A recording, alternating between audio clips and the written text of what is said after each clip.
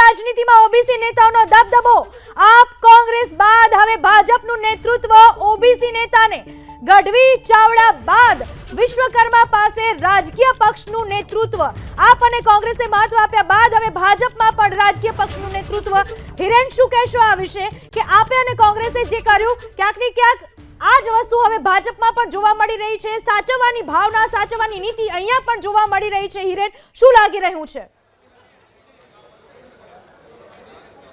બિલકુલ પૂનમ, ઓબીસી જે ફેક્ટર છે અથવા તો ઓબીસી સમુદાય છે અથવા તો જેટલા પણ લોકો ઓબીસીની અંદર સમાવેશ થાય છે તેનો આંકડો ઘણો જ મોટો છે, તેના મતદારો પણ ઘણા મોટા છે। ઓબીસી સમુદાયને કોઈ પણ રાજકીય પક્ષ એ નજરઅંદાજ ના કરી શકે અને નજરઅંદાજ કરવો અથવા તો એમને અન્યાય કરવો એ કોઈ પણ રાજકીય પક્ષને પોસાય તેવું નથી।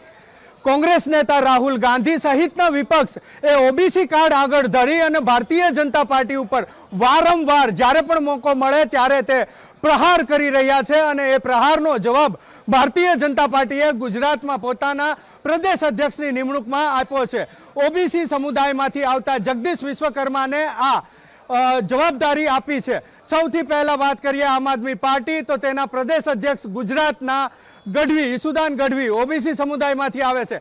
ત્યારબાદ કોંગ્રેસે જે પોતાના નવા પ્રદેશ અધ્યક્ષ નિમા એ અમિત ચાવડા એ ઓબીસી સમુદાયમાંથી આવે છે। બે રાજકીય પક્ષ કે જે ગુજરાતની અંદર સારી એવી અસર ધરાવે છે તેમના પ્રદેશ અધ્યક્ષ ઓબીસી સમુદાયના, તો ભારતીય જનતા પાર્ટી પણ આ જ રસ્તે આગળ વધી અને ભારતીય જનતા પાર્ટીએ પણ હવે પોતાના પ્રદેશ અધ્યક્ષ એ ઓબીસી સમુદાયના નિમા છે। એટલે ભારતીય માફ કરજો, ગુજરાતના રાજકારણની અંદર જે પ્રદેશ અધ્યક્ષનું પદ છે એ તમામ મોટા ત્રણ પક્ષ અને ત્રણ પક્ષના એ અધ્યક્ષ છે એ ઓબીસી સમુદાયમાંથી આવે છે। ગુજરાતના રાજકારણની અંદર સંખ્યાની રીતે જ નહીં પરંતુ હવે રાજકીય પક્ષના અધ્યક્ષ ઓબીસી સમુદાયના છે। નિર્ણાયકતામાં પણ ઓબીસી સમુદાયનો મહત્વનો ફાળો જોવા મળશે। તેમનું કદ વધ્યું છે ઓબીસી સમુદાયનું, તેમની સાથે સાથે તેમની જવાબદારી પણ વધી છે।